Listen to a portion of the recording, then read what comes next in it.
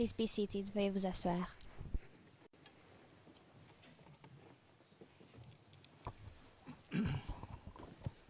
Good afternoon. Le juge président, bonjour, rebonjour, monsieur le témoin. You had lunch. J'espère que vous avez bien mangé et que vous êtes prêt à répondre aux questions du bureau du procureur. Et sans plus attendre, je redonne la parole à monsieur Garcia. Alors, monsieur le témoin, Monsieur Garcia, merci, monsieur le président. midi, on parlait de l'argent que vous ayez reçu. Certains ont reçu à la primature. Et j'aimerais à ce sujet confronter le témoin avec le transcrit 0085-1801 à la page 18-29. Les lignes 962 à 978.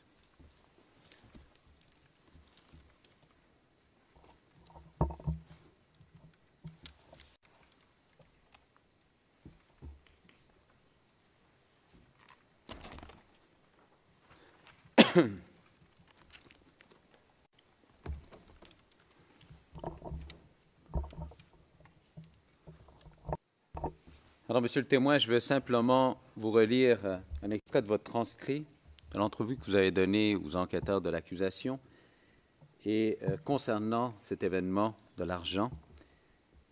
Ligne 962 à la page 18-29, on vous pose la question, j'ouvre les guillemets, vous avez dit qu'on vous a remis de l'argent. Ouais. Qui vous a remis de l'argent? Parce que moi, j'étais dehors, donc je sais qu'ils ont l'argent et a été, comment j'appelle ça, Mao a reçu de l'argent. Et votre réponse, il nous en a donné aussi, il a donné à ceux qui étaient nos représentants. D'accord, nos porte-paroles, là, ils leur ont donné aussi.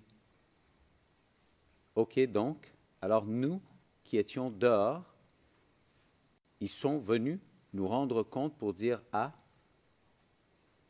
nous donner un peu d'argent, Mao est d'accord qu'on puisse se comprendre par rapport au désarmement. » Alors, c'est bien, monsieur le témoin, ce que vous avez dit aux enquêteurs. Est-ce que c'est correct? Est-ce que c'est vrai?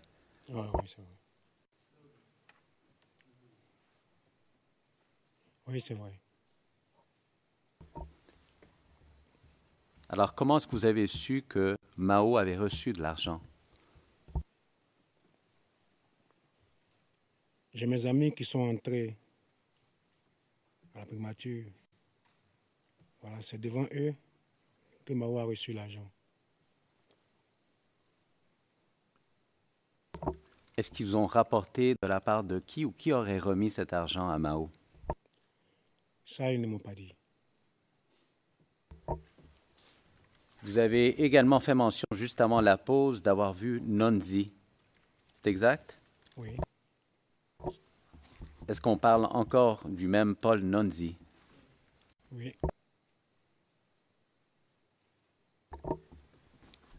À votre souvenir, lorsque vous avez vu M. Nonzi, est-ce qu'il était seul ou accompagné? Qu'est-ce qu'il faisait? Et nous y était avec M. Gami. Qui est M. Gami? M. Gami, c'est un responsable d'un groupe d'autodéfense. Est-ce que vous vous rappelez de quel groupe d'autodéfense? Je crois que c'est le 1000 aussi.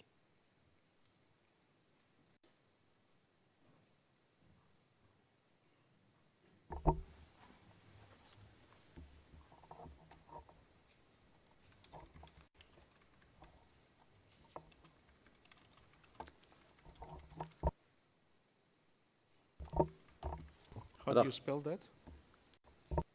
Le juge président, est-ce que vous pouvez nous épeler ce nom? Comment est-ce que vous l'écrivez? M-I-L-O-C-I.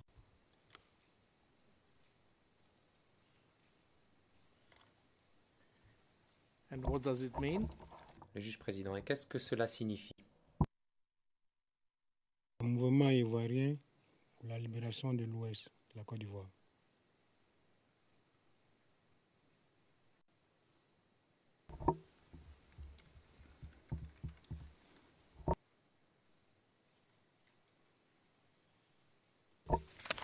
Vous avez également mentionné que vous avez vu Eugène Jué dans l'enceinte, si je comprends bien, de la primature. C'est exact? Oui, Quand vous l'avez vu, qu'est-ce qu'il faisait? nous l'avons trouvé là. Il était dans l'enceinte.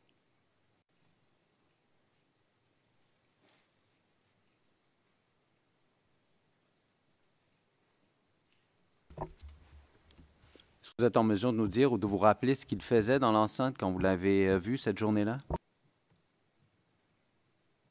Il était là. Alors, je vais vous ramener à votre déclaration encore une fois. Alors, il s'agit de 0085-1801, c'est la page 1825, les lignes 820 à 829. Et je vous cite.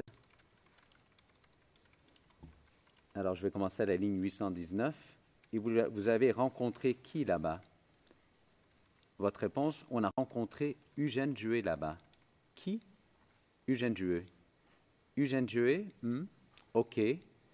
On a rencontré Eugène. Qu'est-ce qu'il faisait là-bas?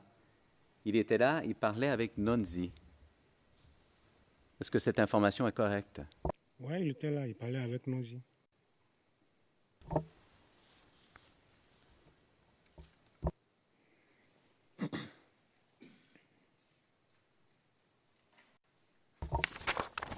D'accord, monsieur le témoin. Donc,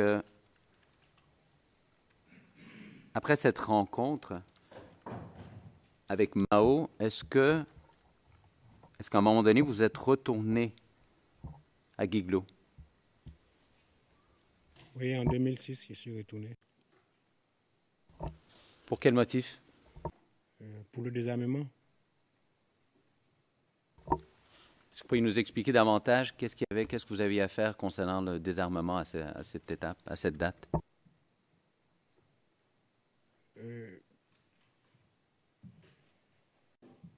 Les ex-combattants devaient être désarmés, devaient être démobilisés pour recevoir un montant de 499 500.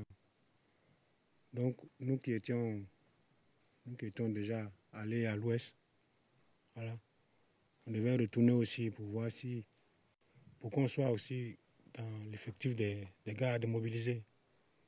Donc, voilà pourquoi on est parti. Alors, simplement que ce soit clair dans le dossier, chaque personne qui était démobilisée recevait une somme d'argent. Oui, C'est ça? oui.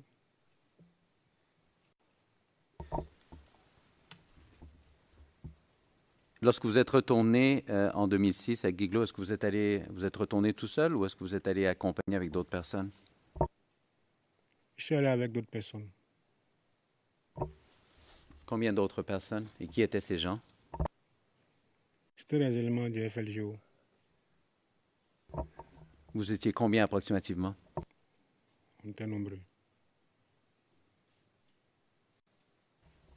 Plus qu'une centaine ou moins que ça? Plus qu'une centaine. Alors, est-ce que vous deviez rencontrer qui que ce soit là-bas, à Giglio, pour justement faire le désarmement? Comment ça fonctionnait? Mais on était les éléments à Mao. Donc c'est Mao qu'on devait croiser pour qu'il dépose nos listes auprès des gars qui sont là pour le désarmement.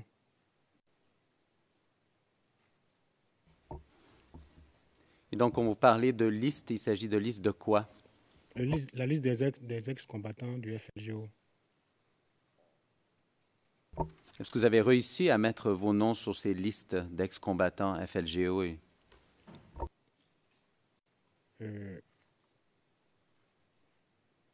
Mao, avec ce qui s'est passé à Abidjan, a essayé de retarder un peu la prise de notre liste. Donc, pour finir, on n'a pas pu passer au désarmement, on n'a pas pu être démobilisé. Qu'est-ce qui est arrivé au juste?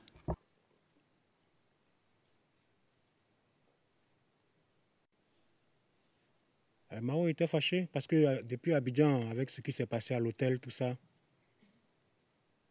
voilà, donc il a essayé de retarder notre liste parce qu'il était fâché. Donc c'est ce qui a fait qu'on n'a pas pu passer. Et puis arrivé à un certain moment, le désarmement a été un peu bloqué. Donc c'est ce qui a fait que c'est tout ça qui a fait qu'on n'a pas pu passer au désarmement. Vous êtes resté là combien de temps, approximativement, à Guiglo, pour cette question de désarmement? Bon, d'abord, on est resté, je crois, au moins 10 jours. On est revenu sur Abidjan, puis on est retourné. Voilà, de là, je suis revenu à Abidjan en 2007. 2007, 2008.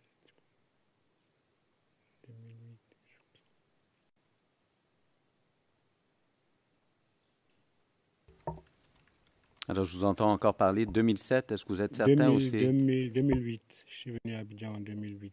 Le 7 décembre 2008. Et juste avant de quitter toute cette question de désarmement, est-ce que vous avez su s'il y a des gens, des éléments du FLGO qui ont été effectivement désarmés ou qui ont suivi ce processus à Guiglo alors que vous étiez là? Oui, il y en a qui ont pu être démobilisés. Combien, approximativement? Je crois 900 et quelques. Alors, 900 sur un total de combien? Sur un total de 2000.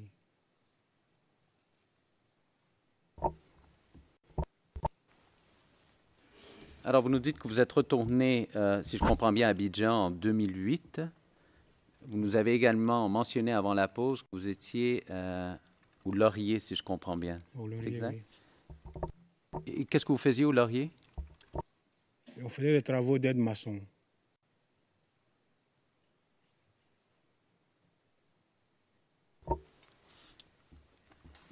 Est-ce que vous étiez là tout seul à faire ce travail ou est-ce que vous étiez accompagné d'autres personnes?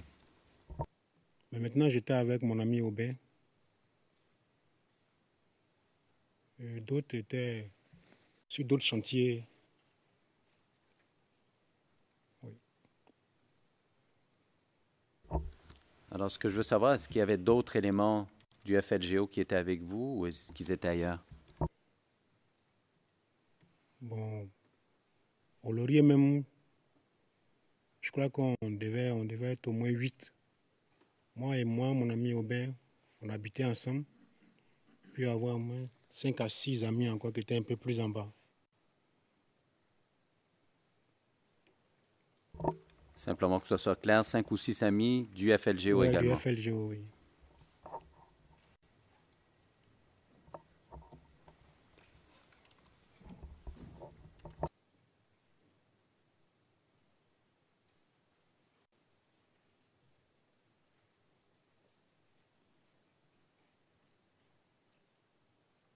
Pourriez-vous nous dire, monsieur le témoin, où se trouve ce chantier Laurier? Dans quelle commune? Dans la commune de Cocody, en allant sur la voie en allant à Benjerville. Pendant ce temps-là, par la suite, après 2008, est-ce que vous avez déjà travaillé à l'université de Cocody? Oui, j'ai travaillé à l'université de Cocody. En quelle année approximativement? 2009. Pendant que vous étiez là à l'université de Cocody, est-ce que vous avez rencontré qui que ce soit? Personnalité ou... Oui,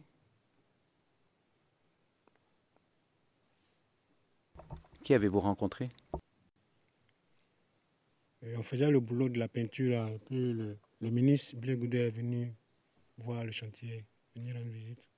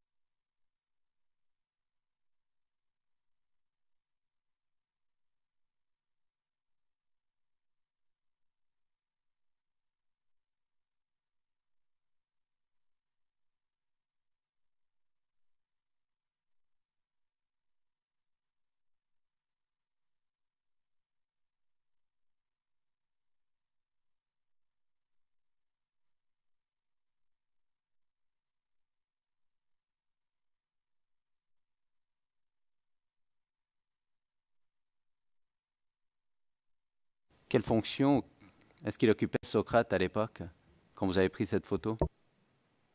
Socrate Adjalou m'a dit que c'était un gars de la Fessie. Alors, si on regarde l'endos de ce document, c'est la prochaine page.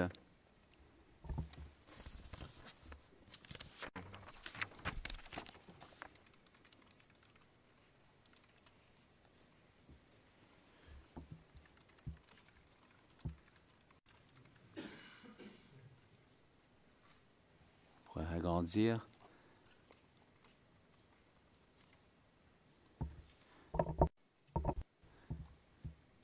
Alors, on est en mesure de lire. Et il y a une date qui apparaît, c'est le 8-2010. Quelle date? 8e mois 2010. Donc, en août 2010. Voilà. Et là, on voit que vous dites, est-ce que c'est bien votre écriture sur l'endos de la photo? Oui, c'est mon écriture. Là, on voit que vous dites qu'il est inscrit photo de famille. Qu'est-ce que vous voulez dire par photo de famille? Nous tous qui travaillions sur le chantier, voilà, c'est cette famille-là dont je veux parler.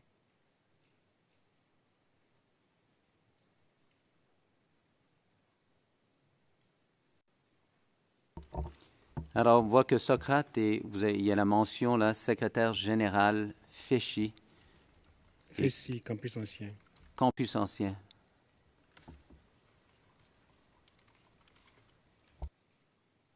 Est-ce que vous avez d'autres informations sur lui, sur Socrate, mis à part ce que vous avez ici noté à l'endos de la photo? Non, non, non. D'accord, merci. On peut reprendre la photo. Dites-moi.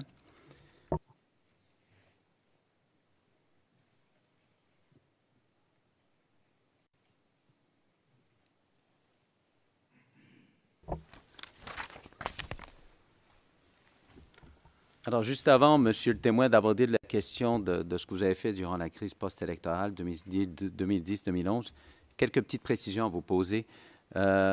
Vous, est-ce que vous aviez est-ce que les gens vous appelaient par d'autres noms que celui que vous nous avez donné ici aujourd'hui? Est-ce que vous avez des pseudonymes? Oui. Lesquels? Je réponds au pseudonyme de Marcus Mosia Garvey.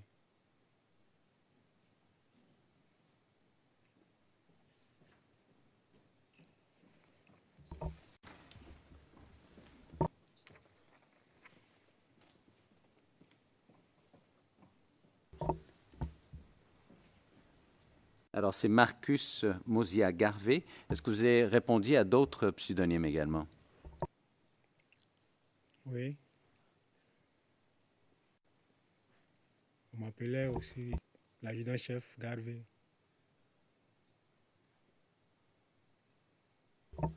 D'autres pseudonymes? On m'appelait aussi le chef des dispos. Pourquoi est-ce qu'on vous appelait chef de dispo? C'est en référence à quoi? C'était par rapport au respect que mes amis avaient pour moi. Donc ils me donnaient des noms, moi je ne peux pas refuser. Hein. Surtout que c'est des noms par amitié, tout ça. Et vous nous avez également parlé de Denis Marot-Gloffier. Est-ce que vous savez si lui, on l'appelait par d'autres noms, ou si on le connaissait par d'autres noms à l'époque aussi? Oui, on l'appelait le général Mao. On l'appelait aussi le crocodile. On l'appelait Sirento. D'autres noms aussi. Mais je crois que je ne me souviens pas. Ça va, alors changeons de sujet. Vous, à cette époque, alors que vous êtes au chantier Laurier, vous nous avez expliqué avec d'autres membres du FLGO, quand vous aviez à subir des traitements médicaux ou quoi que ce soit, où est-ce que vous alliez? Ben moi, personnellement, je n'ai pas suivi les traitements médicaux. Mais vos collègues du FLGO? Oui, d'autres ont suivi, d'autres ont... Okay.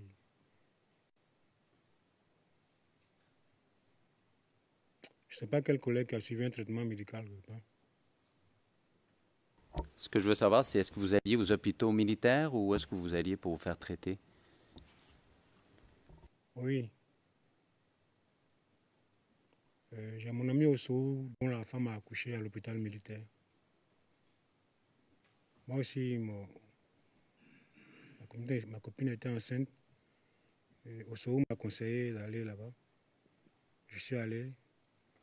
Mais après, j'ai vu que c'était trop long, quoi. Le Pougon, à Bobo, j'ai vu que c'était long. Donc, j'ai préféré qu'on s'occupe de ma femme à Yopougon. Est-ce que vous aviez une manière quelconque de vous identifier comme membre du FLGO à l'époque? Non, j'ai ma carte, je dis, je suis du FLGO. Voilà.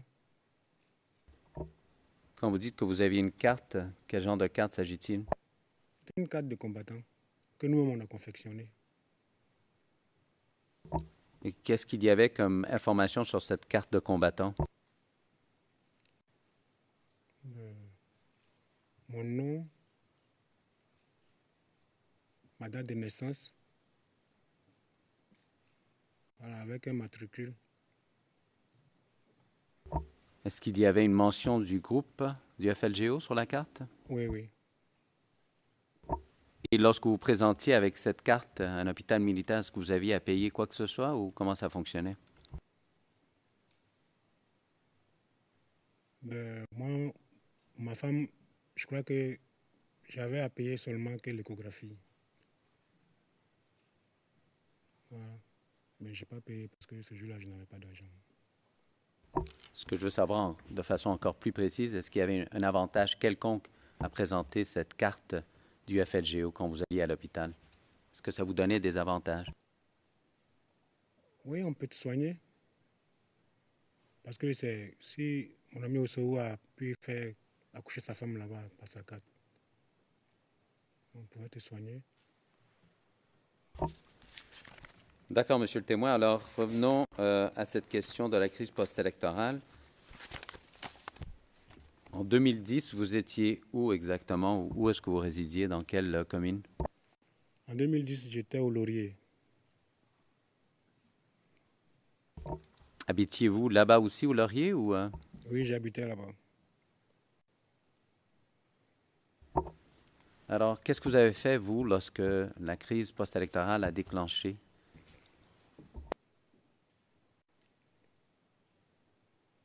Quand la crise post-électorale a déclenché, j'ai essayé de me trouver quelque part où je serais en sécurité.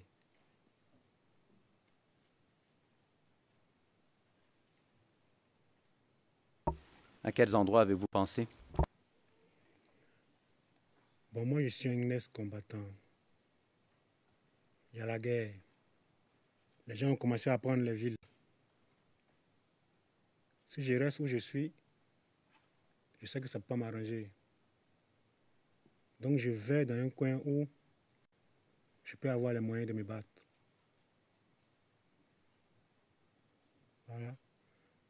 Donc, d'abord, je suis sorti avec mes amis. Puis on s'est dirigé à la résidence. Est-ce que vous êtes en mesure de nous dire vers quelle date approximativement vous êtes dirigé à la résidence? Le 31 mars 2010.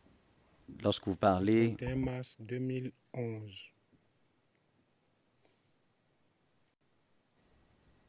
lorsque vous faites mention de résidence, de quelle résidence s'agit-il? C'était à la résidence présidentielle.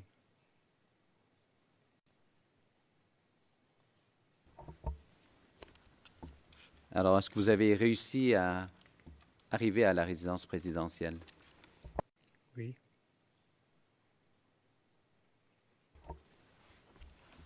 Alors, vous êtes parti le 31 mars. Vous êtes arrivé à la résidence présidentielle. Est-ce que c'était le jour même ou c'est la journée suivante? Si vous êtes en mesure de nous dire simplement. Le jour même. Alors, expliquez-nous ce qui est arrivé lorsque vous êtes arrivé là-bas. Juste avant, vous étiez seul ou est-ce que vous étiez accompagné? Donc, j'étais avec des amis. Combien d'amis? On était, je crois, 4 comme ça. Alors, ces amis, est-ce que vous pouvez nous donner leur nom?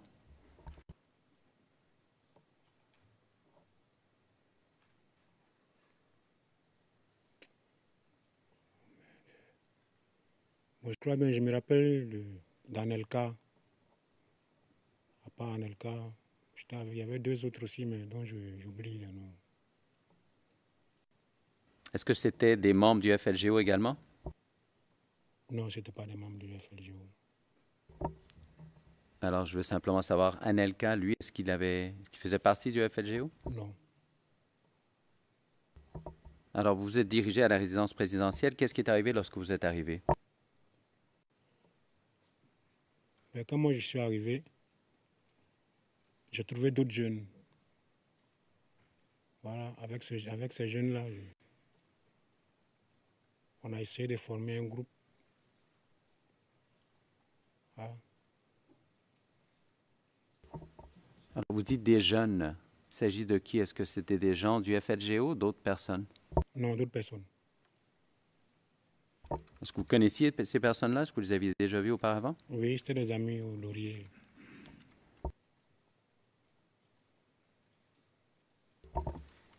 Et dites-nous, lorsque vous êtes arrivé là-bas à la résidence présidentielle, est-ce que vous avez rencontré qui que ce soit? Du FDS ou quoi que ce soit? Bon, j'ai rencontré un type du nom de Meledj.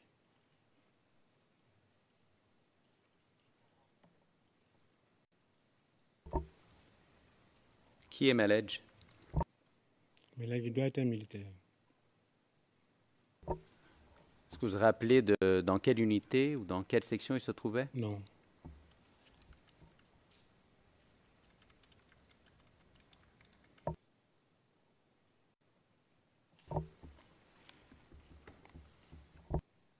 Est-ce que vous avez rencontré d'autres personnes, d'autres officiers ou des...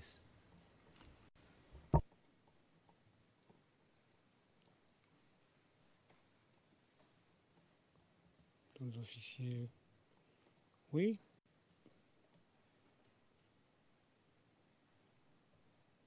Qui d'autre? Je me souviens plus leur nom.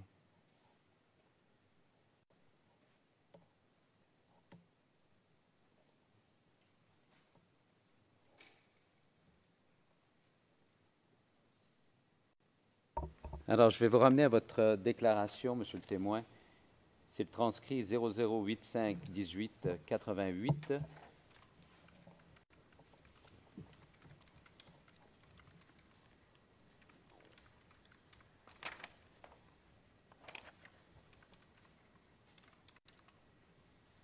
Et c'est à la page 19-21.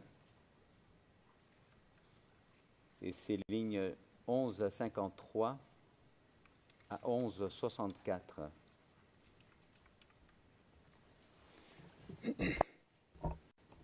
Alors, vous avez dit à la page 11,53, donc nous, on est arrivé là-bas.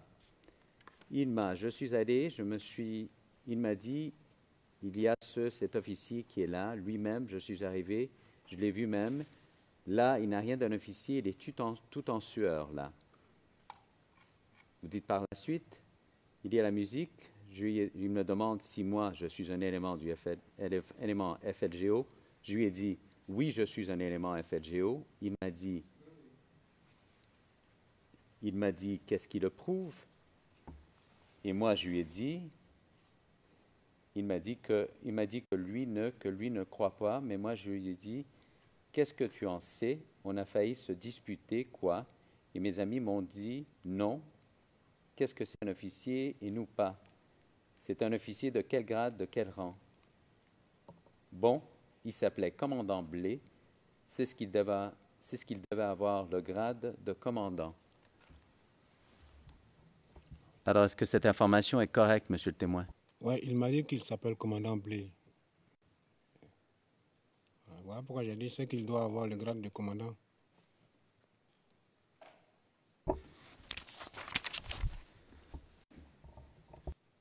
Alors, vous avez fait la connaissance du commandant Blé. Qu'est-ce qui est arrivé par la suite? Qu'est-ce que vous avez fait? Est-ce que vous êtes resté sur les lieux? Je suis resté.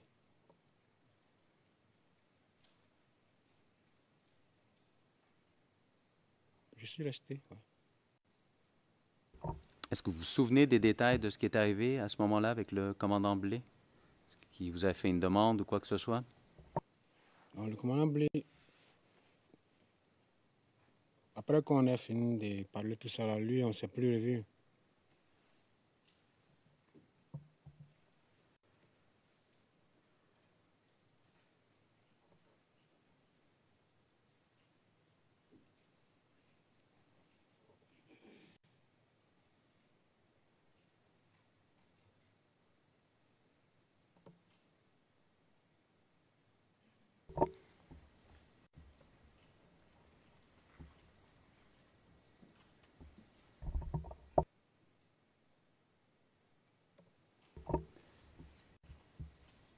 Alors, simplement, Monsieur le témoin, je vais vous ramener à votre déclaration 0085 1888.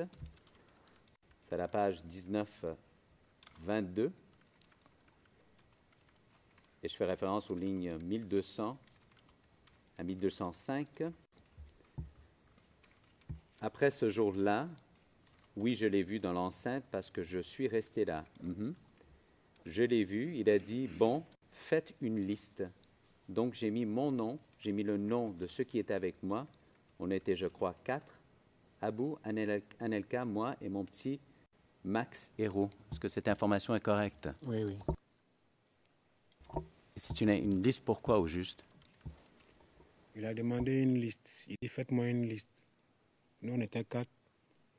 C'est lui seul qui peut savoir, c'est pourquoi. Il a demandé une liste. Nous, on doit donner nos noms.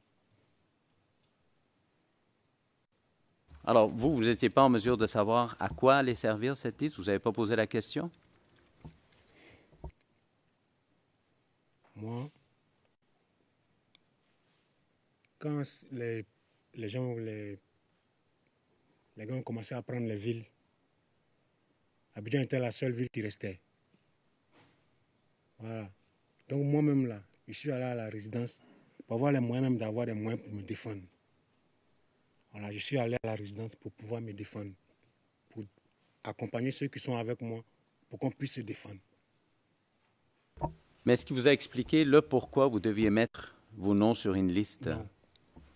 Alors, vous ne l'avez pas su, ni à l'époque, ni par la suite? Non.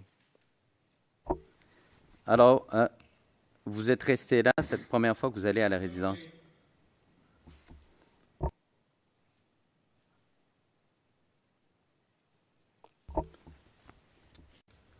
Vous êtes resté là combien de temps à la résidence présidentielle?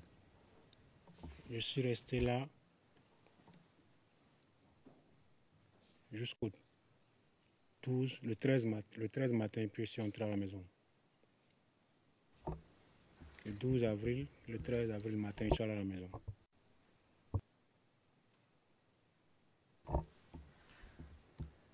Est-ce que vous vous êtes déplacé à un autre endroit après avoir été à la résidence présidentielle? Oui. À quel endroit? Je suis allé à l'école de gendarmerie.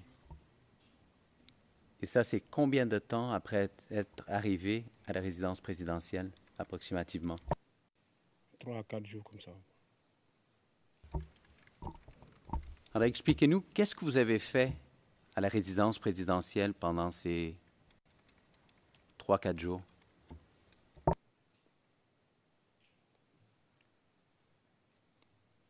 J'ai participé au combat. Vous combattiez qui? Je combattais les rebelles qui sont rentrés à Abidjan. Vous étiez armé à ce moment-là? Oui, j'ai pris une arme à l'école de gendarmerie.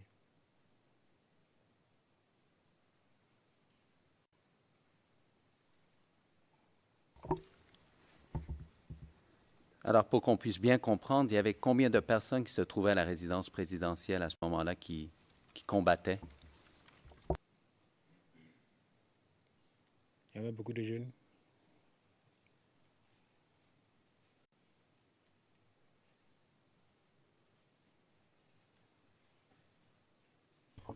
What do you mean by a lot? Le président, qu'entendez-vous par beaucoup, beaucoup? Est-ce que c'était 10, 100, 1000 personnes ou moins?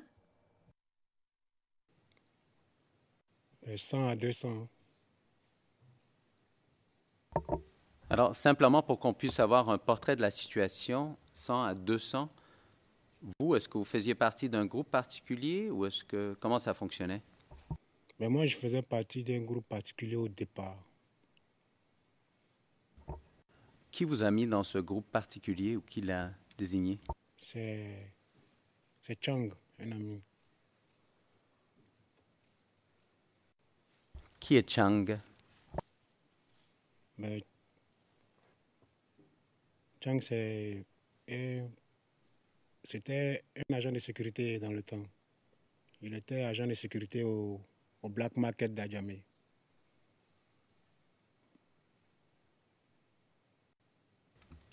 Alors, simplement pour qu'on puisse bien comprendre, vous étiez avec Chang dans un groupe. Oui. Et qui avait justement désigné les gens qui allaient être dans ce groupe?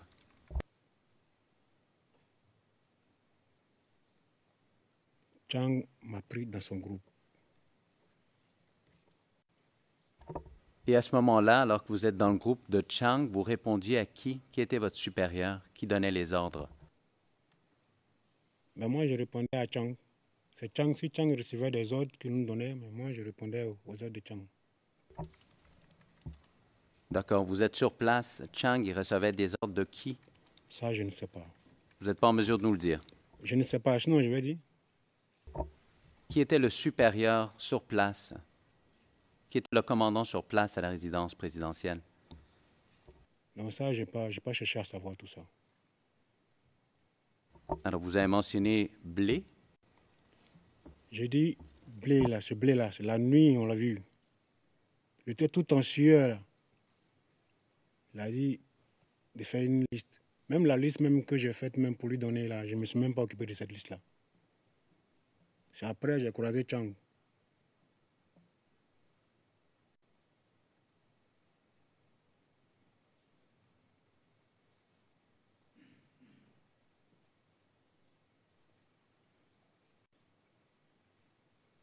And how many people? Juge président, combien de personnes y avait-il dans votre groupe? Combien? Il va falloir 25, hein, dans le groupe de Chang. Il va falloir au moins 25 personnes. Alors, Monsieur le témoin, j'aimerais ça vous ramener à votre déclaration 0085 18 88.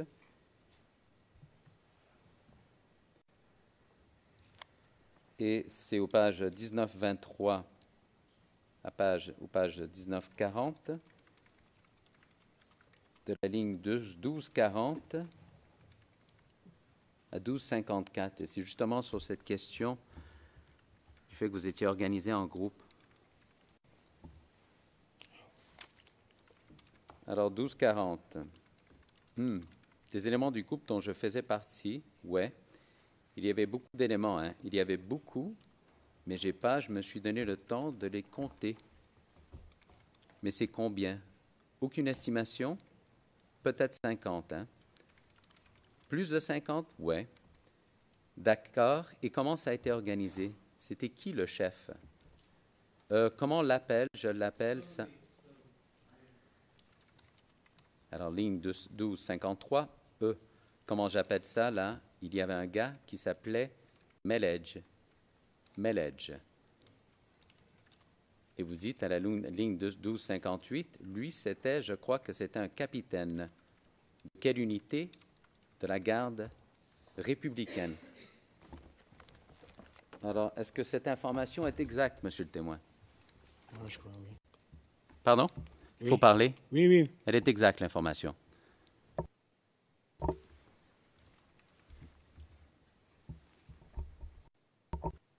Alors, vous dites que par la suite, après quelques jours, vous êtes parti, si j'ai bien compris, à l'école de la gendarmerie. Où exactement? À l'école de gendarmerie.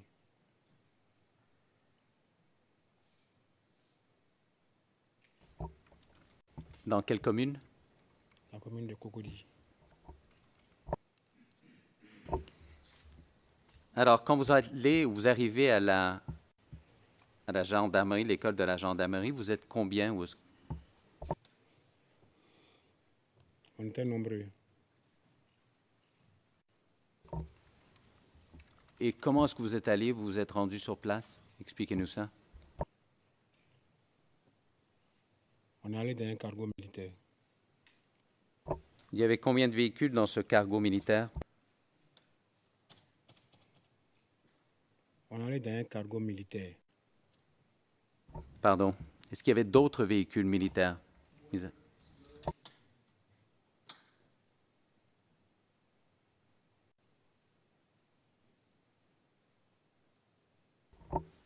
Alors, mis à part ce cargo qui vous transportait, est-ce qu'il y avait d'autres véhicules militaires? Ouais, d'autres véhicules militaires sont venus après.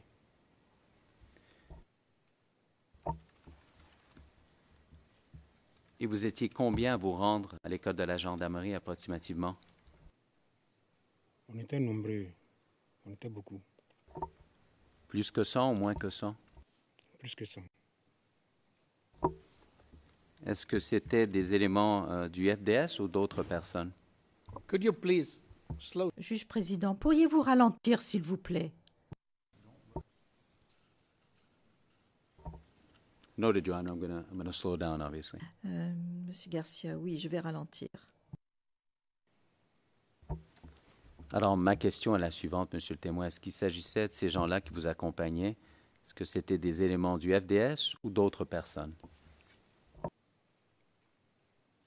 Il y avait les éléments des FDS. De quelle unité? Ça, je ne sais pas. C'était les militaires, les éléments des FDS. Et les autres qui étaient avec vous, c'était qui? Mais c'était les jeunes. C'était les jeunes comme moi. Vous dites comme vous, est-ce qu'il y avait également des éléments du FLGO? Non, si je dis comme moi, je veux dire les jeunes, on n'était pas militaires. Voilà. Sinon, c'était les jeunes. Est-ce qu'il y avait d'autres éléments du FLGO, mis à part vous? Non, quand on partait, c'était moi seul. Peut-être que d'autres étaient sur des côtés, mais c'était moi seul qui suis parti là-bas. Qu'est-ce que vous avez fait sur place à l'école de la gendarmerie? Vous avez parlé d'avoir... Je crois que vous avez fait mention d'une arme. J'ai combattu à l'école de gendarmerie. Contre qui? Contre les rebelles. Est-ce que vous avez obtenu une arme ou des armes à cet endroit? Je suis entré dans une chambre. Voilà, c'est là que j'ai pris une arme.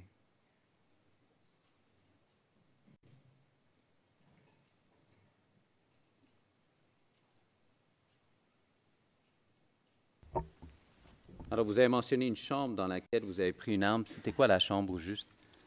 C'était la chambre des élèves gendarmes. Quel gendarme vous avez pris? C'était un AK-47.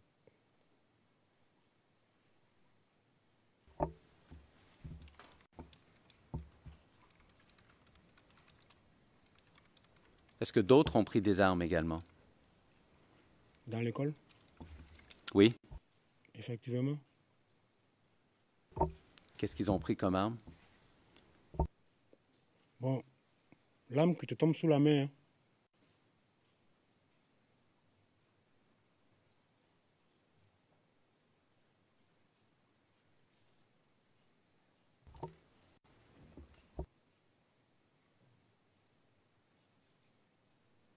Vous avez mentionné AK-47. Est-ce qu'il y avait d'autres sortes d'armes?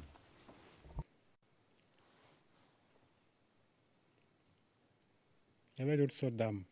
Mais ces armes-là, je ne connais pas leur nom.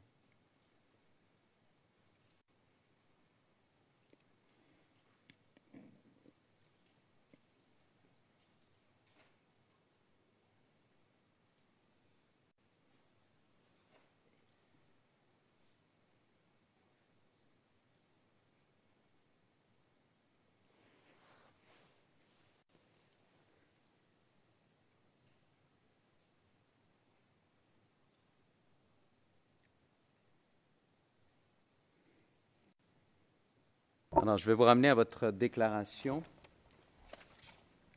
C'est 0085 1928 à la page 1935. Alors, c'est les lignes 214 à 217.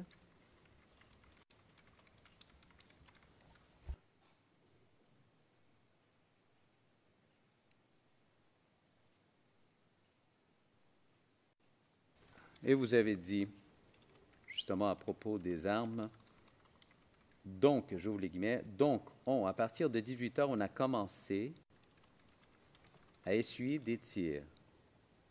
Il y a l'armurier qui était là. Moi, je me suis approché, j'ai demandé une arme. Il m'a donné à la vilaine, arme là, comment ça s'appelle? Il m'a donné une Mars 36. Est-ce que cette information est correcte, elle est vraie? Oui, oui, elle est correcte. C'est quoi une Mars 36? C'est une arme.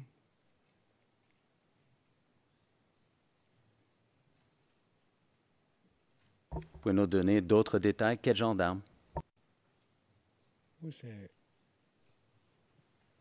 une arme de guerre aussi. C'est ce que je peux donner comme détail. Alors, vous êtes allé à la gendarmerie, à l'école de la gendarmerie. Qu'est-ce que vous avez fait par la suite?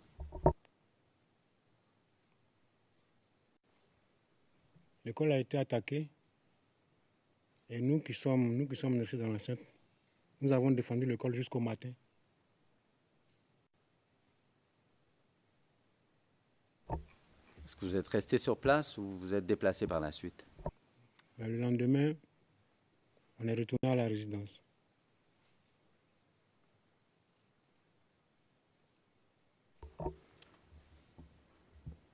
Alors, quand vous êtes retourné à la résidence présidentielle, qui gérait les éléments à la résidence?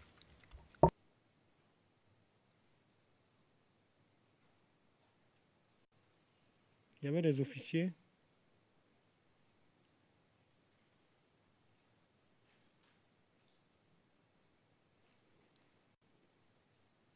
Lesquels, évidemment?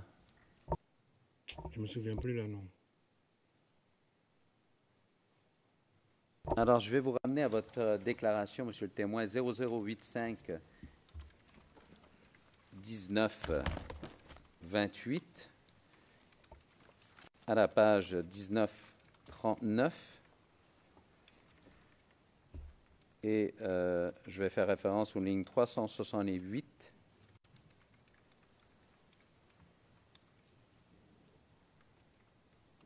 à 381.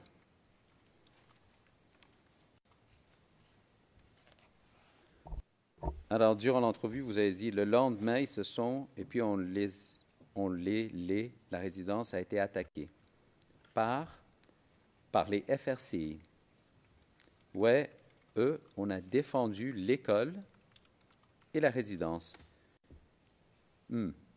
Et donc, c'était qui gérait les éléments qui étaient à la résidence pendant ces combats?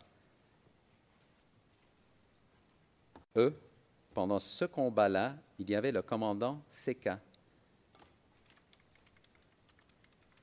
Alors, la ligne 380, le commandant Seka, c'était un officier de l'armée. 382, de l'armée ou de la gendarmerie? De l'armée ivoirienne. Ce qui est sûr, c'était un officier.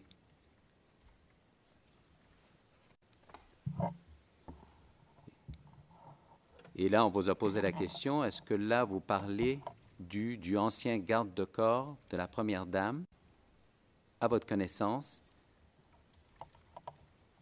Et vous dites ouais. Alors, est-ce que cette information que j'ai lue, elle est correcte? Elle est correcte.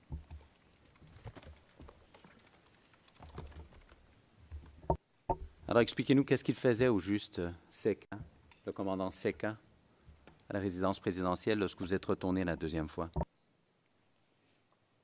Bon, la deuxième fois, quand je suis retourné, on a passé la nuit sans heure. Matin, la résidence a été attaquée. Voilà. Et c'est dans la défense là que j'ai connu le commandant Seka. Voilà. Et à ce moment-là, est-ce qu'il y avait d'autres unités du FDS qui étaient présentes également? Il y avait des militaires qui étaient là. Est-ce que vous êtes en mesure de nous dire de quelle unité? Je ne suis pas en mesure. Je ne sais même pas. Ce que je suis, c'était des militaires qui étaient là.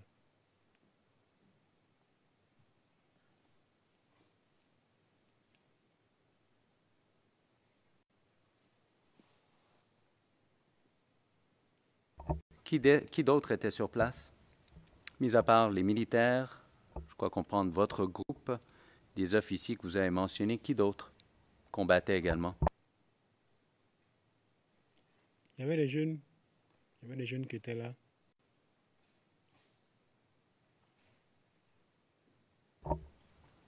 Des jeunes? Oui, des jeunes Ivoiriens qui étaient venus défendre la résidence aussi. Alors, mis à part toutes ces personnes-là, est-ce qu'il y avait d'autres personnes qui combattaient également?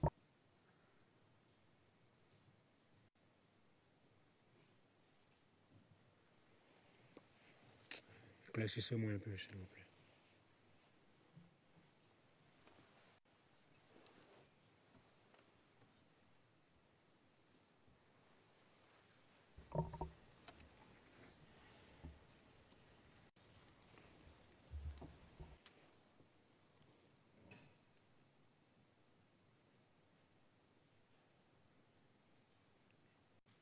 Alors, Monsieur le témoin, je vous ramène à votre déclaration 0085-1928,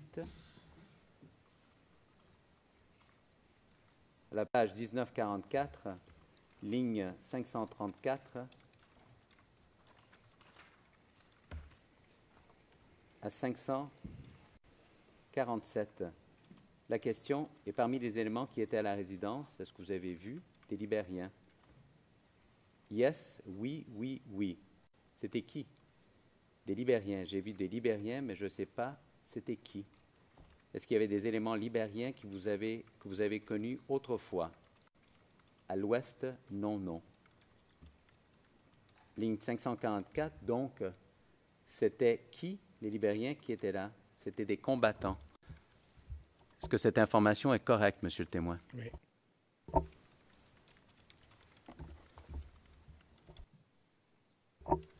Est-ce que vous avez vu d'autres personnes, des personnalités politiques sur place?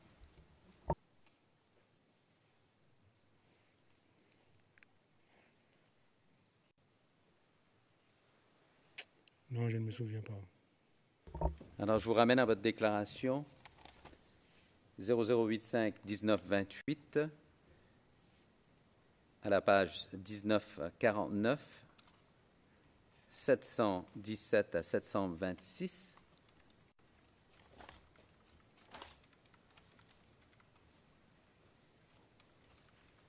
Et vous faites mention,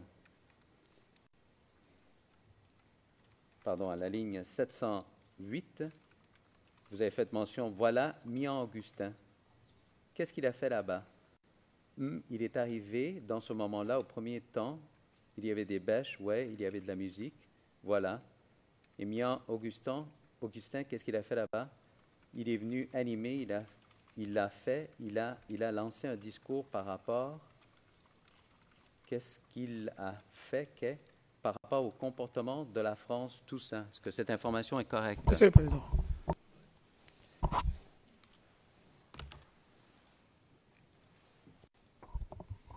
Maître Bougnon. Juge président, Maître Bougnon. Monsieur le Président, depuis un certain moment, il y a beaucoup de choses qu'on appelle malencontreusement confrontation. Parce que la question est tellement vague qu'on dit quels sont les hommes politiques. Et puis le témoin qui dit « je ne m'en souviens pas ». Et puis après, on sort cette déclaration dans laquelle on parle de Mian Augustin. Je ne crois pas qu'il y ait contradiction dans les propos du témoin parce que la qualité de Mian Augustin à cette époque-là, bon, je ne rentrerai pas dans les détails, mais franchement, cette manière de procéder n'est pas du tout une confrontation. Depuis plusieurs minutes, l'accusation, d'une manière ou d'une autre, essaie de mettre dans le procès verbal des déclarations du témoin. Je n'ai pas voulu l'interrompre depuis un bout de temps, mais là, je pense que la question est tellement vague qu'il aurait pu la préciser pour que le témoin donne une réponse assez précise. Et sinon, personne politique, bon, je ne sais pas si à l'époque, Augustin en fait partie.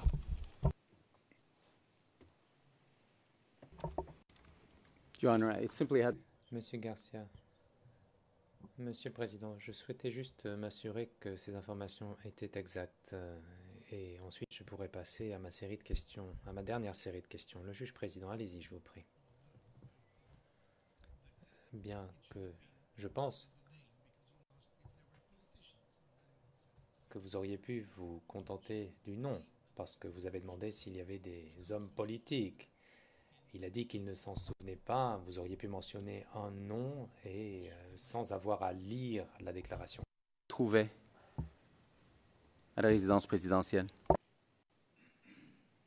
Répétez, s'il vous plaît. Monsieur Augustin Mian, est-ce qu'il s'y trouvait à la résidence présidentielle? Je vous ai lu un court extrait. Il n'était pas dans la résidence. Moi, sur la voie, on avait mis des bâches. Il y avait la musique. Ça, c'était, je crois, même le 1er avril, quelque chose comme ça. On a mis des bâches. Il y avait la musique. Tout le monde venait là. Voilà. Donc, il est venu. Il a essayé de parler, faire un discours.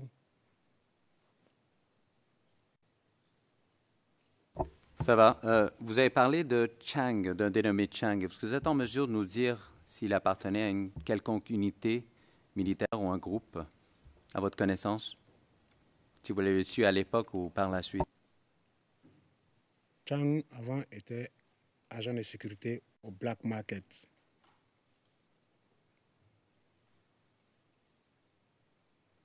Si Chang s'est retrouvé à la résidence, c'est parce qu'il sait que c'est un jeune Ivoirien. Et quand la Côte d'Ivoire a besoin de ses enfants, personne ne doit s'arrêter, personne ne doit tourner. C'est pour ça que Chang est venu à la résidence, comme plein d'autres jeunes Ivoiriens. Sinon, s'il était dans un autre groupe, ça, je ne sais pas.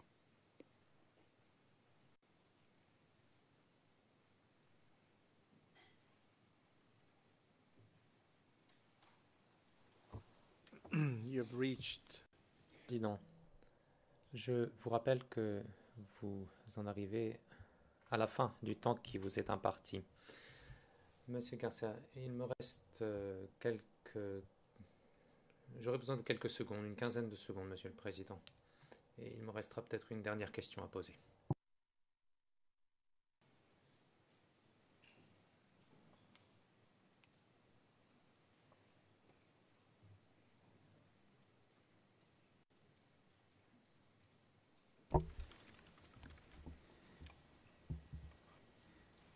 Alors, monsieur le témoin, simplement que ça soit clair au dossier, vous avez quitté, vous êtes parti de la résidence présidentielle à quelle date, approximativement? J'ai quitté la résidence le 13 surtout. J'ai quitté la résidence le 13 avril. Est-ce que vous êtes en mesure de nous dire qu'est-ce qu'ils ont fait les autres membres du FLGO pendant que tout ça se produisait ou après que vous avez quitté? Moi, j'étais à la résidence. Les autres membres du FLGO doivent savoir où ils étaient. Parce que là-bas même, là, je crois que je n'ai pas vu d'éléments FLGO. Voilà. À part mon petit Max Hero que j'ai vu, je n'ai pas vu un autre. Peut-être qu'ils étaient ailleurs. Voilà, mais moi j'étais là. Alors, monsieur le témoin, je vous ramène à votre déclaration 0085-1928. À la page 1964, la ligne 1249 à 1254. La question vous a été posée, ouais, vos amis du FLGO, qu'est-ce qu'ils faisaient à Abidjan? Vous avez répondu, eux, ils ont ceux qui sont allés dans les camps. Je t'ai parlé là. Ils se sont rassemblés pour aller sur Yopougon. Ils sont allés à la base navale d'Abobo-Doumé. Est-ce que cette information est correcte? Ceux-là, eux, ils n'étaient pas à la résidence. C'est ce dont je parle. Alors, cette information-là que vous avez donnée aux enquêteurs, elle est correcte. Il y en a Monsieur certains- le Président. Non, Maître Bougnon. Monsieur Le juge président, Maître Bougnon, allez-y. le Président, vous voyez cette manière de faire induit le témoin en erreur. La question précise qui lui a été posée était de savoir, à partir de la résidence, on prend une déclaration du témoin où la question est carrément différente. Ce n'est pas la même chose. Ici, on a donné comme point de repère la résidence, et puis après, c'est à cela que, depuis le début, le témoin dit qu'à la résidence, je n'ai pas vu un seul membre du FLGO. On lui demande, les autres membres étaient où? Lui, en faisant référence à la résidence, il répond pour dire que moi, j'étais à la résidence, je n'ai reconnu que Max Hérault là-bas. On lui sort une déclaration où la question n'est même pas dans le même contexte, ce n'est pas la même chose, et je ne sais pas si c'est une confrontation, ça répond à quoi? Le témoin est carrément induit en erreur parce que ce n'est pas la même chose qu'on lui a demandé. Your Honor, I refer the... Monsieur Garcia, Monsieur le Président, je fais référence à la transcription 105. Il s'agissait d'une question générale, à savoir qu'ont fait les autres membres du FLGO après cela. Donc c'était une question plus large, contrairement à ce qu'a dit le Conseil de la Défense. Le juge président, la question était, pourriez-vous nous dire ce que les autres membres du FLGO ont fait lors de ces événements ou après que vous soyez parti? Et la réponse était, j'étais à la résidence, les autres membres du FLGO doivent savoir où ils étaient. Je n'ai pas vu de membres du FLGO, à l'exception du petit Max Zéro que j'ai vu. Je n'ai vu personne d'autre, peut-être qu'ils étaient ailleurs. Et ensuite, le bureau du procureur, M. Garcia, intervient et dit « Cela fait référence à votre déclaration dans laquelle il parlait d'autres personnes ». Donc il me semble que cette confrontation est tout à fait acceptable. Veuillez conclure, M. Garcia. Que les membres du FLGO se sont rassemblés pour aller sur Yopougon. Ils sont allés à la base navale d'Abobo-Doumé. Est-ce que c'est exact? Exact. Merci. Your Honor, Monsieur Garcia, Monsieur le Président, cela met un terme à mon interrogatoire, Monsieur le Président. Le juge président, merci beaucoup. Je me tourne maintenant vers les équipes de la défense et je vais vous demander d'entamer le contre-interrogatoire. Je ne sais pas quelle équipe va commencer. C'est à vous de voir, c'est à vous de décider qui se lance.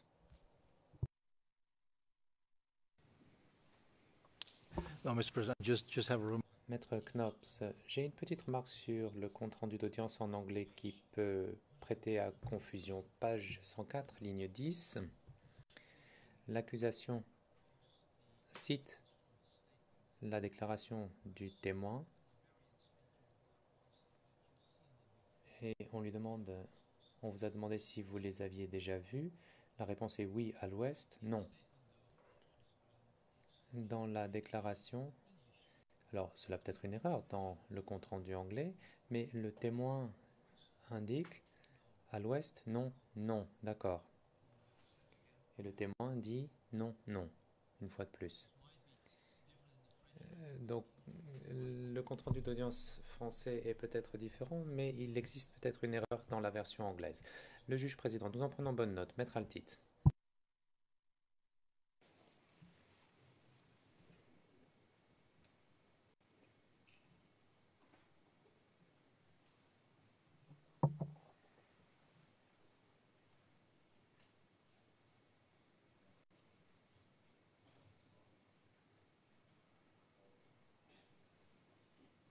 Merci, Monsieur le Président. Monsieur le Président, Madame, Monsieur, je vois l'heure. Pour que les choses soient claires et que nous puissions tous nous organiser, d'abord votre Chambre, je crois que je n'en aurai pas pour plus de 2 sessions. Si nos amis de l'équipe de défense de Charles Blégoudet, je ne sais pas du tout, je leur pose la question, mais je me tourne vers eux. Si l'équipe de défense de Charles Blé-Goudet en a pour une session, nous pouvons terminer demain. Voilà, mais je ne sais pas ce qu'il en est et peut-être cela vaut-il le coup de leur poser la question. If you don't know... Le juge président, si vous ne le savez pas, je ne le sais pas non plus. Donc je vais poser la question. L'équipe de défense de M. Charles Blé-Goudet sera certainement moins longue que celle du président Gbagbo. Donc nous pensons que nous aurons au maximum besoin d'une session. Au maximum. Et encore. Le juge président, je vous encouragerai cependant à commencer aujourd'hui. Vous savez, nous disposons de 20 minutes, cela représente beaucoup de temps. Donc je vous encourage fortement à commencer aujourd'hui, à poser vos premières questions. Et nous poursuivrons demain et conclurons demain également. If we conclude earlier... Et si on termine plus tôt demain, on pourra faire venir le témoin suivant. Monsieur le Président, merci.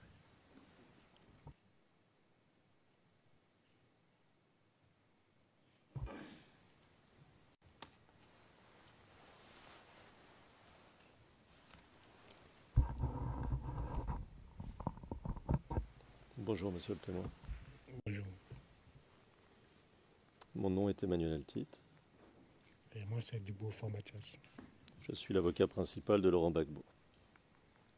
À mon tour, je vais vous poser des questions et je serai reconnaissant d'y répondre de manière claire et concise. D'accord? Ok.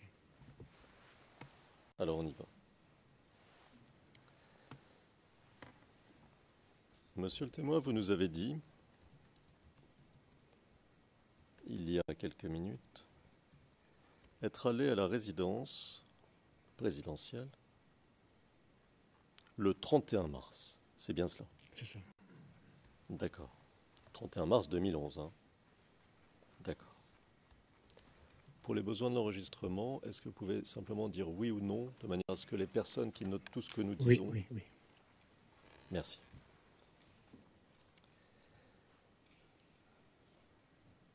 Alors, vous nous avez dit, et en vous posant ces questions, j'essaie de comprendre ce qui s'est passé, n'est-ce pas? L'enchaînement des événements.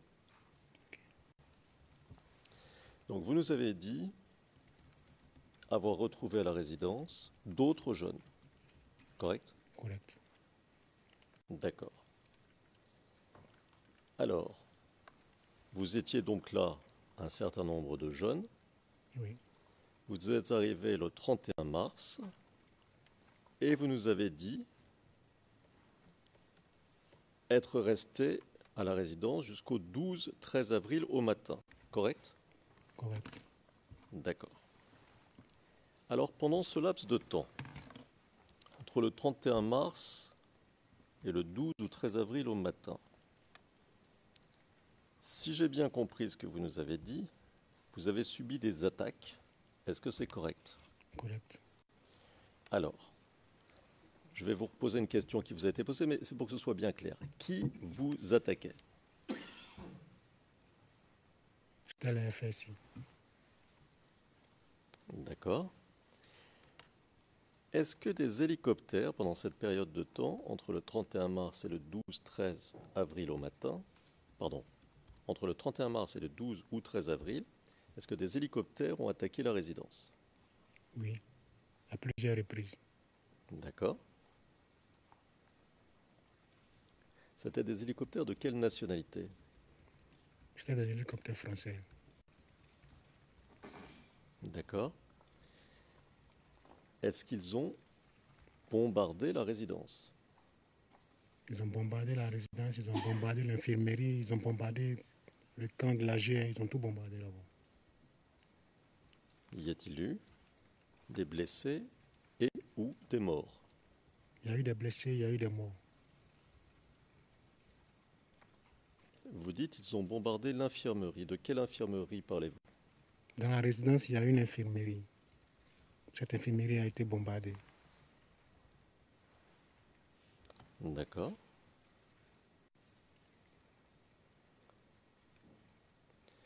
Alors nous parlons là d'hélicoptères. Est-ce que vous pouvez nous dire si ces attaques par hélicoptère ont eu lieu tous les jours, plusieurs fois par jour, seulement quelques jours? Enfin, est-ce que vous pouvez nous donner une idée de la fréquence de ces attaques? Les attaques étaient fréquentes. Si je me souviens du 4 jusqu'au 11, la résidence essuyait des coups. La résidence essuyait des pilonnements.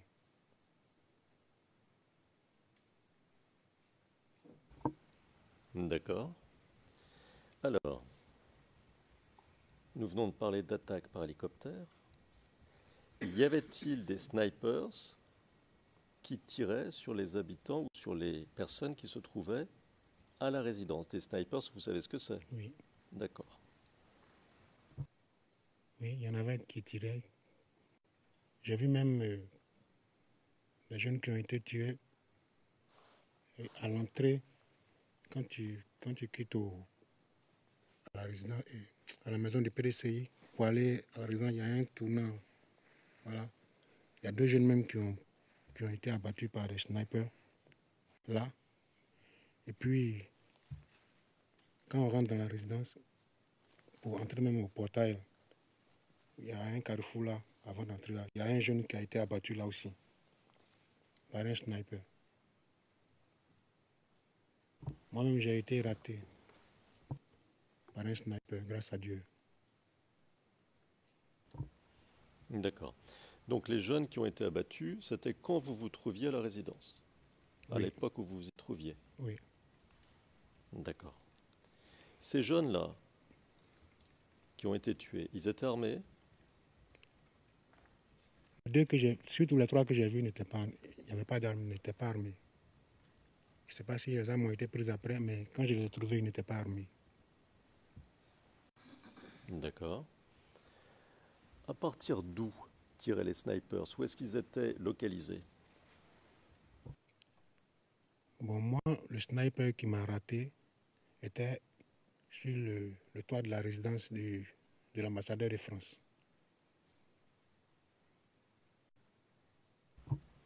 D'accord. Est-ce que vous pouvez nous dire, pour notre bénéfice, parce que nous ne connaissons pas, ou mal, à l'exception de certains d'entre nous naturellement, mais Abidjan, est-ce que vous pouvez nous dire où se trouve la résidence de l'ambassadeur de France par rapport à la résidence présidentielle? Bon, la résidence est un peu sur le côté. Quand tu es derrière la résidence, sur le côté de l'université, voilà, la résidence de l'ambassadeur est un peu plus en haut.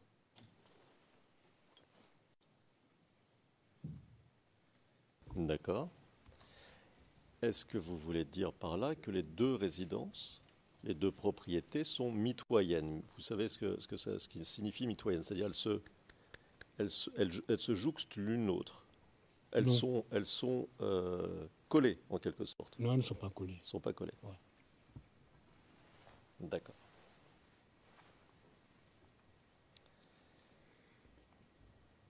Alors, ces snipers, vous nous dites que certains étaient sur le toit de la résidence de l'ambassadeur de France, c'est ça? Oui. D'accord. Est-ce que vous savez, est-ce que vous avez vu, ou est-ce qu'on vous a dit, ou est-ce que vous avez une connaissance quelconque d'autres endroits où se trouvaient d'autres snipers? Non. Mais les jeunes qui ont été abattus au carrefour avant d'entrer, avant de prendre la voie pour entrer à la résidence, voilà. Les snipers avaient d'autres positions dans ces parages-là.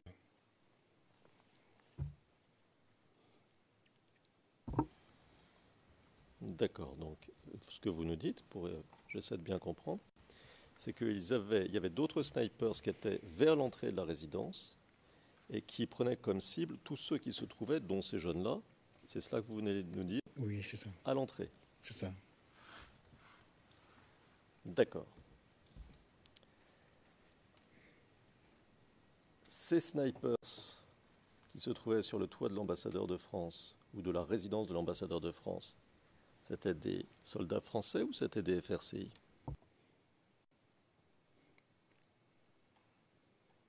C'était des soldats, mais franchement, ils étaient habillés dans, comment j'appelle ça, dans l'euphorie, si c'est ce que je dois dire, ou bien quoi. Je les ai vus, mais je ne les ai pas vraiment remarqués. Mais ils étaient sur le toit de l'ambassadeur.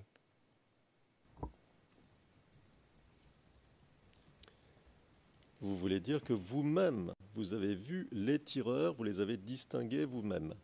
Oui, parce que quand j'ai entendu le sifflement à quelques millimètres de mes yeux, j'ai demandé au groupe qui a tiré.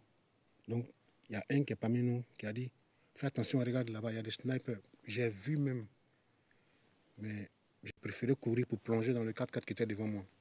Parce que le 4x4 était partait déjà, donc j'ai préféré courir pour plonger.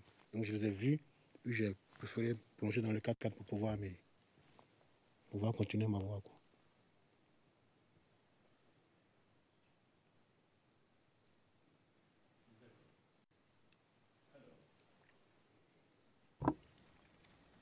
Alors, quand vous, à ce moment-là, vous vous trouviez où exactement? À quel endroit de la résidence ou de la propriété, si vous voulez? Non, j'étais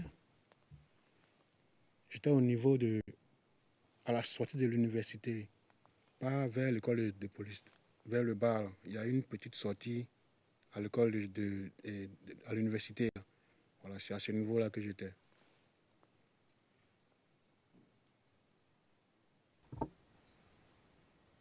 Mais donc pas dans un bâtiment, à l'air libre, dans une cour, quelque chose comme ça. Est-ce que On c'est ça? était sur le goudron, sur la route là. Voilà, parce qu'on nous avait prévenu de la progression des FSI sur le côté, là. Donc, on est arrivé là-bas. D'abord, on a essuyé des tirs avant même que l'homme se fasse louper par les snipers. Et Dieu merci, personne n'est resté. On est retourné ensemble à la résidence. D'accord.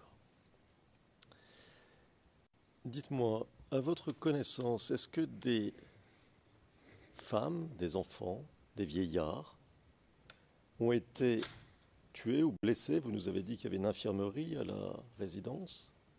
Tués ou blessés par des snipers et ces blessés ont-ils été soignés à la résidence?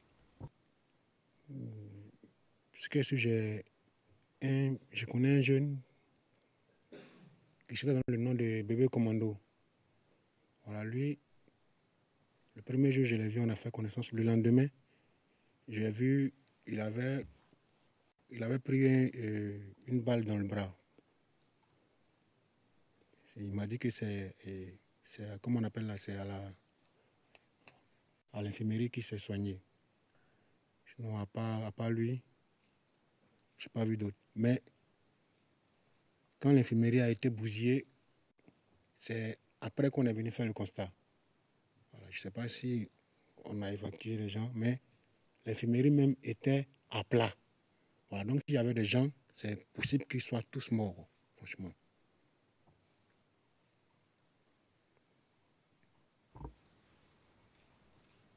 Vous voulez dire que vous-même, vous avez vu l'infirmerie après le bombardement, c'est ça? Oui. D'accord. Dites-moi, pendant ces jours-là, entre le 31 mars et le 12 ou 13 avril, vous étiez logé où? Où est-ce que vous dormiez? À quel endroit? Puisque, si j'ai bien compris, vous étiez à la résidence, est-ce que c'est ça? Oui. D'accord. Donc, à quel endroit de la résidence vous trouviez-vous pour dormir? Bon, le 31 mars, on a dormi sous les bâches là, parce qu'il y avait de l'animation. On est resté là jusqu'au matin.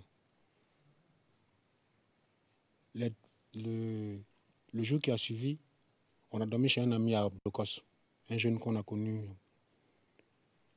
Maintenant, les 2 jours avant, jusqu'au 4, on a dormi à la Belle Étoile là.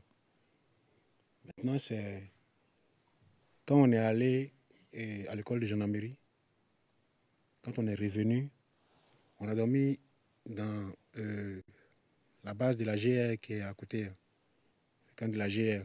Quand on nous a donné une place là, et on a dormi là. D'accord. Mais avant que vous partiez à l'école de gendarmerie, vous êtes resté entre le 31 mars et le 12 ou 13 avril, ça nous fait 12 ou 13 jours. Donc vous nous avez dit que les 4 premiers jours, vous nous avez dit où vous êtes resté, mais les jours suivants, avant de partir pour l'école de gendarmerie, où est-ce que vous avez passé la nuit? Est-ce que c'était dans l'enceinte de la résidence? Et si oui, où? Ou bien était-ce ailleurs? Bon, j'ai dit, avant qu'on parte à l'école de gendarmerie, le peu de jours, là, on l'a passé sous les bâches là. On a passé sous les bâches. C'est quand on est allé à l'école de gendarmerie, quand on est revenu, on a trouvé une place.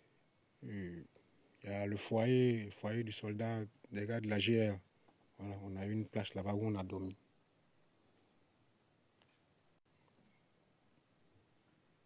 D'accord. Quand vous dites sous les bâches, où est-ce qu'elles se trouvaient, ces bâches? Les bâches étaient dehors, sur la voie, en allant au quartier Blocos. Là. Il y avait des bâches qui avaient été mises avec il y avait de la musique, donc ça dormait à peu près pas, quoi. Ça ne dormait pas. Les jours là, les 4 jours là, ça ne dormait pas. C'est quand les choses ont commencé à devenir vraiment sérieuses que d'autres ont préféré rentrer chez eux. Voilà, parce que le jour même, on est parti à l'école de gendarmerie. Je crois que c'est ce même jour-là même que les bâches ont été enlevées. Donc, le lendemain, on est resté à la gendarmerie jusqu'au lendemain. Le lendemain soir, quand on est venu, on est entré dans le foyer, à la résidence même. Il y a un foyer, le foyer des gars de la garde républicaine. C'est là-bas qu'on a dormi. D'accord. Ces bâches-là, elles étaient-elles en dehors de la limite de la résidence présidentielle ou étaient-elles à l'intérieur? Est-ce que c'était juste à l'extérieur le long du goudron ou est-ce que c'était à l'intérieur dans un endroit particulier? Dites-nous. À l'extérieur, le long du goudron. D'accord. Et si je comprends bien ce que vous nous dites, au moins les premiers jours, il y avait une forme d'animation avec de la musique et Oui. peut-être probablement des stands pour se restaurer. Est-ce que c'est ça? Oui, oui. D'accord. Donc est-il juste de dire que l'ambiance à ce moment-là était plutôt une ambiance de fête plutôt qu'une ambiance de guerre? Ouais, c'était une ambiance de fête, franchement. D'accord. Monsieur le Président, je pense que ce serait probablement un bon moment pour arrêter. Ok. Le juge président, très bien. Parfait. Je pense que nous allons rester là pour aujourd'hui et nous nous retrouverons demain matin à 9h30. Nous aurons 3 volets d'audience et sans doute qu'à la fin de ces 3 volets d'audience, vous pourrez rentrer chez vous, monsieur le témoin. Très bien. L'audience est suspendue jusqu'à demain matin, 9h30.